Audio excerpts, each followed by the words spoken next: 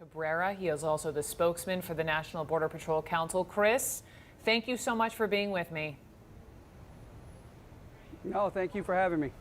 Listen, I know you're a father. I know you're a father of 4. I know this is hard for you too.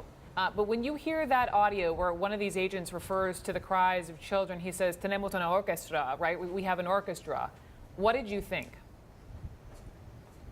You know, actually, this is the first I'm hearing. I mean, I try and distance myself from a lot of this. I think the real issue we need to get at here is we need to solve this problem.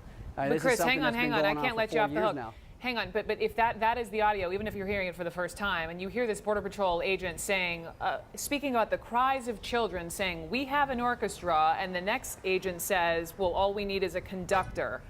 I need to have you respond to that. Well, you know, I mean, it's probably, you know, I mean, like I said, I wasn't there. I don't know. And you know, it's, you know, they're probably just making light of a bad situation. It is what it is, you know. You can't change it. Hang on. You can't change the fact that that's Chris, what it is. But making light of a bad situation, why should you ever make light of these children being ripped from their parents, period? Well, you know, look at it this way. I mean, I understand where you're coming from. I don't think everybody understands what's actually happening down here. You know, you have a lot of these kids that are coming here and put through terrible situations by their parents. They are brought over in extremely dangerous conditions in an extremely dangerous terrain, and all this can be avoided if they just go through the port of entry. There would be no crime committed by them, and they wouldn't get separated. Why they don't do this is beyond me, but this problem is very easily solved, at least on the short-term basis, by going through the port of entry. If they choose to go through the river, they're committing a crime just like anyone else. They're subject to arrest, and we all know when you get arrested, you don't get to stay with your family. It's just the sad reality of life. So a couple of things, and I think you're right to point out that the port of entry, I think there's so much being thrown at people who don't know as much about immigration, certainly as you do as a Border Patrol agent, right? But there are a couple of ways to come into this country. If you are an undocumented immigrant and you are in the Rio Grande River and you come out on the other side, that is illegal, right? If you are coming across from, even say, if you're a U.S. citizen and you do that, it's illegal. It's illegal. It's illegal. If you are coming across the let's say the Matamoros Mexico bridge on over to Texas across that bridge at that port of entry, and you're seeking asylum, that is legal. I know you have to be inspected, and you know the process needs to happen to be appropriate. But the problem is, even in some of those cases, those families, I talked to an NPR reporter yesterday, some of those families are being turned away, and it's not just a day delay, it's an indefinite delay. Well, and you know, and therein lies the problem. We've had this situation going on for 4 years now, and for some reason we haven't fixed it. I don't think you can necessarily blame it on one administration or the other. It started under one and it's continuing under another. It hasn't been fixed, and it needs to be fixed. Right now we have this beacon of we'll leave the light on for you. You come across illegally and we'll let you into the country. And if you guys have seen some of the stuff that we've seen down here, you would understand just how important it is to have a tough stance to divert people from coming here.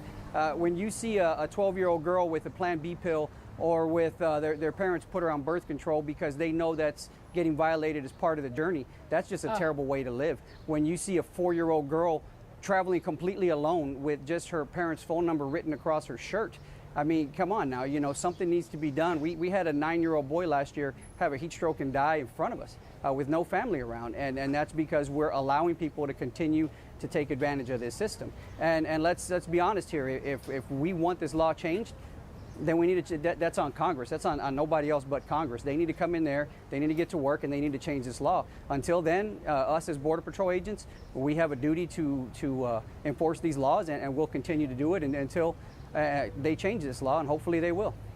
No, and let me just underscore some of what you're saying. You know, seeing a 9-year-old boy suffering heat stroke, seeing young girls come to you with Plan B or birth control pills because their parents provide them for them because they know the journey will involve them being raped. This is what you are seeing, and I can't even begin, Chris, to put myself in your shoes. But keeping the focus on the kids, America is outraged by what is happening, and I want you, as Border Patrol agent, can you assure everyone watching that you and your Border Patrol colleagues are treating these children humanely? I can tell you with absolute certainty that they're being treated humanely. Most of our agents are parents. I've seen guys, and I've done it myself. You give your last bottle of water to a kid, you'll take a toy out of your car to give to one of these kids because you know the situation they're in. You know, agents are very sympathetic. We're human, we're fathers, we have families. We do a lot for the communities here, whether or not a camera is involved.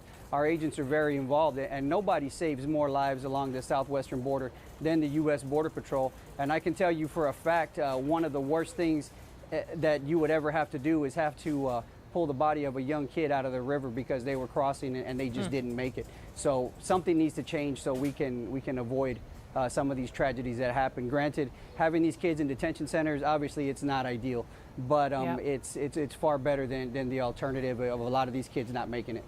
Yep. Yes, and I know you say, you know, ultimately it's up to you're doing your job, but I know you say it's up to Congress, but actually it is up to President Trump. I mean, they don't have to separate these children from their parents. That is what's different from, say, under the Obama administration versus now. So Chris, just straight up, do you think the president should right now end this policy of separating families?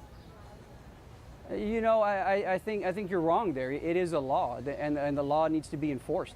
Regardless, if we don't like a law, we just can't decide which law we're going.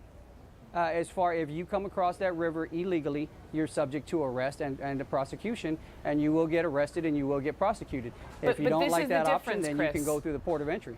Listen, I absolutely hear you, and I respect that law. I hear you, and I respect that law, but there is no law on the books that says if a family comes over illegally, that the parents and the children need to be separated. It's a zero tolerance policy that the Trump administration put into place this spring.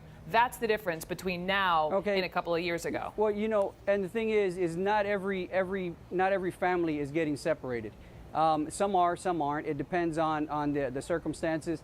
If you have a criminal history, for instance, just a couple days ago, we caught a guy coming across with his 5-year-old daughter, and we had to separate that family. Reason being, he had a criminal conviction and he was subject to prosecution. He had a criminal conviction for rape here in the United States. So, I mean, we obviously we wouldn't want that guy walking free, but we had to separate that family. Sure. I and don't what see happens to anybody his up in arms daughter? over that one. Sure. No, and I think that yes, if you're a criminal, go ahead. What happens to the little girl? Yeah, she's gonna get she gets placed in a center until they can find some family that they can place her with, whether it's here in the United States or back in her home country. And you know, another thing that we look at is we get all the time, daily, that people are claiming to be family units and they're not. And that's very dangerous for these kids. If we don't find those, I mean, what can come of those kids once this adult doesn't have the need for this child anymore? Sure, and I know some children are used as mules, are they not?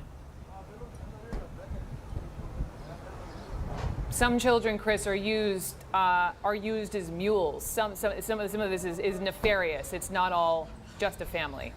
Can you still hear me? Yeah, you know, yeah, it is. You know, some of these children are used like that, and it's a shame. And I think the other thing that needs to be looked at here is we do have a lot of unaccompanied children coming over, and the fact remains is the parents are already here in the United States and they're sending for these kids, and these kids are traveling solo across 2 or 3 countries, and when they get here they're reunited with the families. And to me that's mind-blowing, because you can't do that as a United States citizen. You can't send your 5-year-old kid to ride on top of a train through 3 states, and when they get there they're coming back to you. You'd get prosecuted. Yet when it comes to illegal families, we put on the kid gloves with them, and we don't look out for the best interest of this child, and that's another thing that needs to be changed.